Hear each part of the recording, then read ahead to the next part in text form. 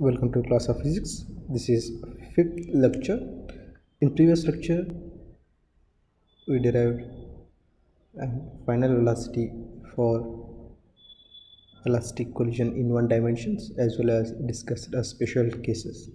Now in this class I am going to derive an expression for the elastic collisions, so that is in the laboratory frame of reference. Okay, so it is two-dimensional collision is there. Here we are going to use vector quantities for that. So important thing is how to write the vector components along x and y axis. Okay. So take the screenshot and note down these derivations. Okay. Let's start the class now. So elastic collision means a collision which consists of both conserved quantities. Both means here it is kinetic energy as well as momentum. Both are conserved quantity. For that these two equations we are using here. So let a particle of mass m1 moving with velocity u1 collide with a particle of mass m2 initially at rest. Okay. In the laboratory frame of reference, after collision, mass m1 moving with velocity v1 with an angle theta 1 and m2 moving with velocity v2 with an angle theta 2 with x-axis. Here there are two objects. One is having mass m1, here I am considering. So this is having mass m1. It is moving with velocity u1. Okay, so along x-axis. So another one is one more object. This is m2. Okay, so here you can consider here m2. Okay, so this is at rest, that is u2 is 0. Now this object is going to collide with this m2 mass. Then what happens? m1 moving with velocity v1 making an angle theta 1 with x-axis. Okay, similarly m2 moving with velocity v2 and making an angle theta 2. Next, so here the two conserved quantity, one is kinetic energy and the one is momentum. So those two we have to write first. So in general the kinetic energy equation is what? 1 by 2 mv square, and the momentum equation is mass into velocity. Okay.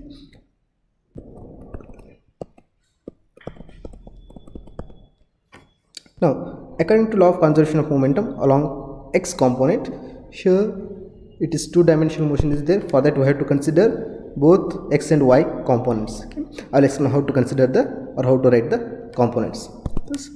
So here to define conservations, so one thing is before is equal to after. Okay, so before how many objects are moving, we have to add all those is equal to after the collisions.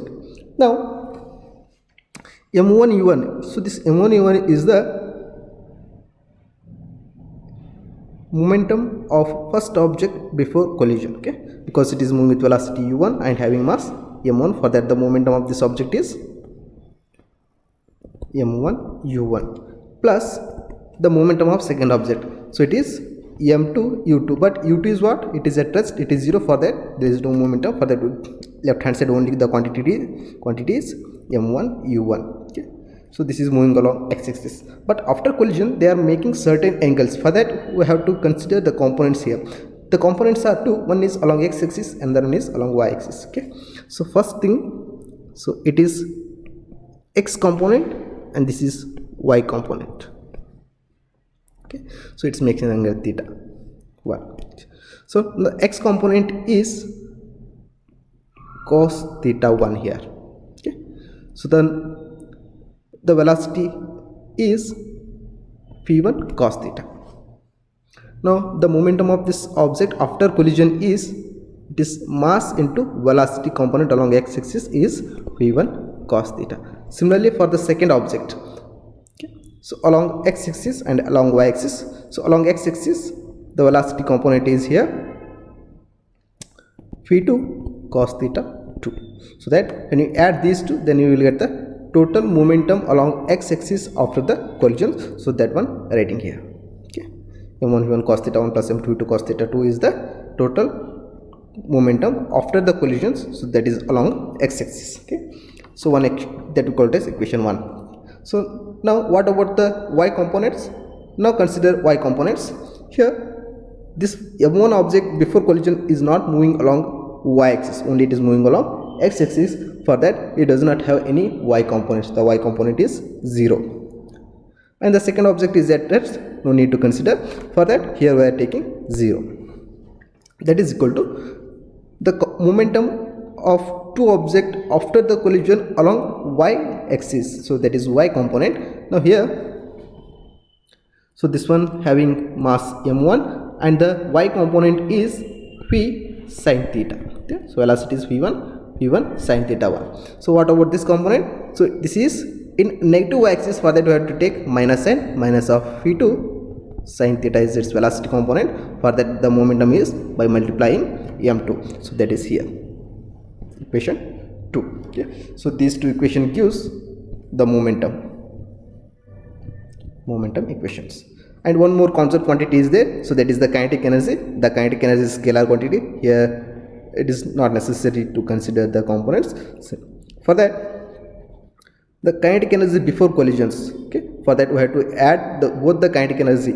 So one is from mass m1 and the one is from mass m2. Okay, so this mass m1 having kinetic energy 1 by 2 m, velocity square is u1 square. Okay, so kinetic energy of second mass is 0 because it is not moving, it is at rest. For that the kinetic energy is 0. For that here 1 by 2 m1 u1 square only.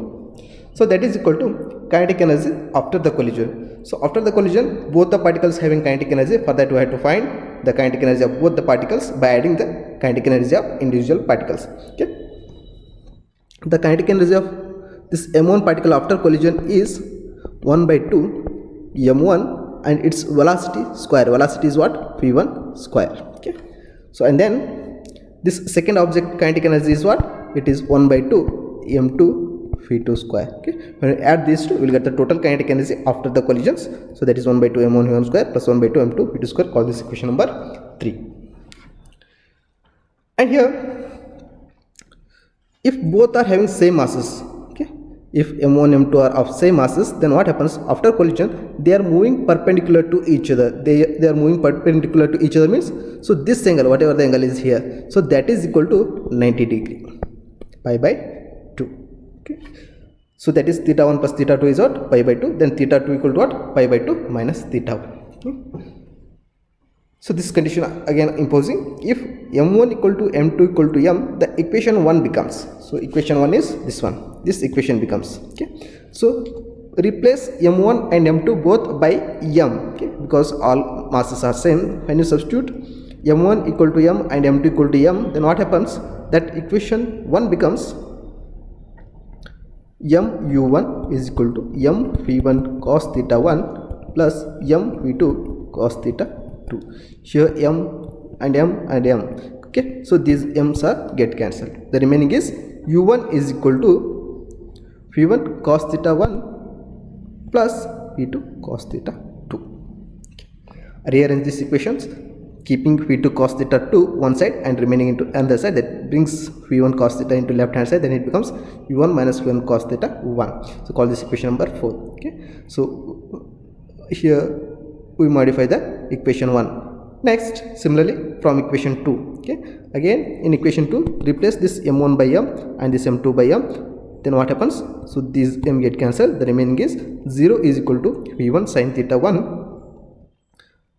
Okay, minus of v2 sin theta 2. So it is theta 2. Okay.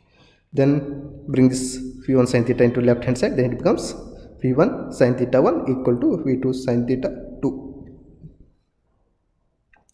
So and then equation 2 is complete, modified in the form of equation 5. So then now write equation 3, okay, by imposing same condition, that is m1 equal to m2. That means replace this m1 by m and this m2 by m. Okay, when you replace, then 1 by 2 m, 1 by 2 m, 1 by 2 m get cancelled. The remaining is u1 square is equal to v1 square plus v2 square. So that is equation 6. u1 square equal to v1 square plus v2 square. Call this equation 6. Okay, those three equations are modified by considering both objects are having same masses. So those equations are now 4, 5 and 6. So 4 and 5 are from the momentum equations and equation 6 from the kinetic energy equations. Now square the equation 4 and 5. Okay. How to square the equation 4 and 5? Here equation 4 is there. So we have to square this one. For that, square to square. Okay, now expand these terms. Okay, u1 minus v1 cos theta 1 whole square is there, so that is in the form of a minus b whole square. So that we can write it as a square plus b square minus 2ab. Okay, so in that form we are going to expand this one. So that becomes u1 square plus v1 square cos square theta 1 minus of 2u1 v1 cos theta 1. Okay, so that is here u1 square plus v1 square cos square theta 1 minus 2u1 v1 cos theta 1. So that is equal to, now we have to square this one, v2 cos theta 2 whole square is there. So when you square that one, it becomes v2 square cos square theta 2. Similarly, square equation 5. When you square this equation 5, then we get v1 square sin square theta 1 equal to v2 square sin square theta 2. Now add these two equations. Okay, so now add these two equations.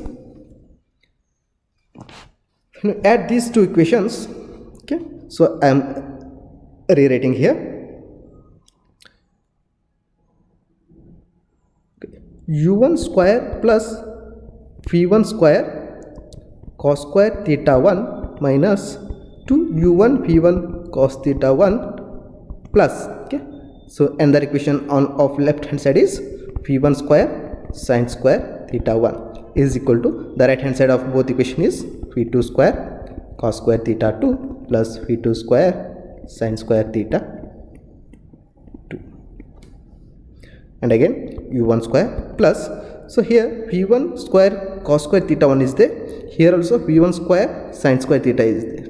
So from these two terms, v1 square is common, take it as common, v1 square, the remaining is cos square theta 1 plus sin square theta 1 minus of 2u1 v1 cos theta 1 is equal to, from these two terms v2 square is common, take v2 square common, so then it is cos square theta 2 plus sin square theta 2. Okay, what is sin square theta plus cos square theta? It is 1. For that, this quantity is equal to 1. So we can rewrite it as u1 square plus v1 square minus of 2u1 v1 cos theta 1 is equal to v2 square. Again this quantity is becomes equal to 1. Cos square theta plus sin square theta is 1. Okay, so now we get the value of v2 square. Okay, so this is the equation, v2 square, u1 square plus v1 square minus 2u1 v1 cos theta 1. So then moving to the next page, from equation 6, v2 square equal to u1 square minus v1 square. Where is equation 6? Equation 6 is here. From this equation 6, what is equation 6? Equation 6 is u1 square equal to v1 square plus v2 square. So again this one is rewriting as v2 square is equal to u1 square minus v1 square. Simple. Bring this one side and remaining 2 into another side, then it becomes v1 square is minus of v1 square. Now using this equation, this last equation can be rewritten, because here v2 square is replace this v2 square by u1 square minus v1 square. Okay, so I am rewriting that one here, u1 square plus v1 square minus 2u1 v1 cos theta 1 is equal to v2 square. Now what is the v2 square value? It is u1 square minus v1 square. Okay, now here u1 square is there, here also u1 square is there. When you bring this into left hand side, it becomes minus of u1 square, so that plus of u1 square minus of u1 square is 0.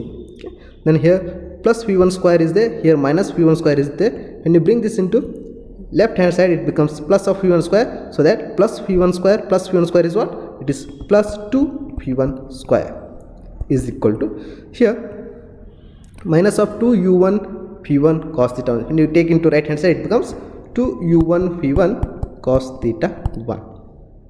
Okay, so here 2 get cancelled, and here 1 v1 is there, and this v1 get cancelled. The remaining is v1 is equal to u1 cos theta 1. Okay, so this is here equation number 7. Okay, what is v1? v1 is velocity of first object which is having mass m1 after the collision. Okay, And then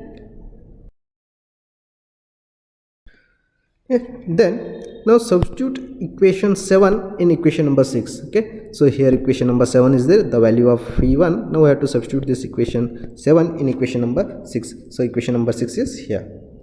So what is equation number 6? Equation number 6 is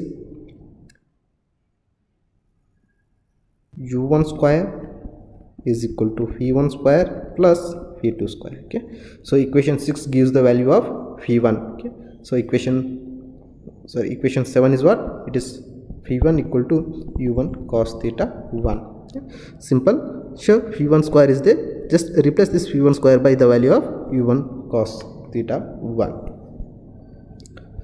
So when you replace that, it becomes u1 square is equal to u1 square cos square theta 1 plus v2 square. Okay, bring this term into left hand side, then it becomes u1 square minus of u1 square cos square theta 1 is equal to v2 square. Okay, from these two terms u1 square is common, take common, u1 square 1 minus cos square theta 1 is equal to v2 square. Okay, sure, what is 1 minus cos square theta 1? So it is sin theta. Okay, then that is sin square theta. So that this equation becomes u1 square into sin square theta 1 is equal to v2 square. Okay, now take square root to all terms. When you take square root, these squares are cancels. It becomes finally u1 sin theta 1 is equal to v2. So that this is the required equations to find the velocity of the object after the collision. Okay, so that v2 can be written as v2 equal to u1 sin theta 1. Okay, so this is equation number A. Okay, so our aim is to find the velocities after collisions, so that is v1 and v2, so that from equation 7 and 8 you can find the value of v1 and v2 if you know the value of masses of their objects and the initial velocity of the first object. Okay, then you can easily find all these quantities v1, v2, theta 1 and theta 2. Okay, so this is important derivation. Please practice. If you not understand, can ask any doubts regarding this concept. Okay, it's very important. Thanks for watching this video. Next class I'm going to derive one more expression for this same type of collision, but as it is in center of mass frame of reference. Thank you.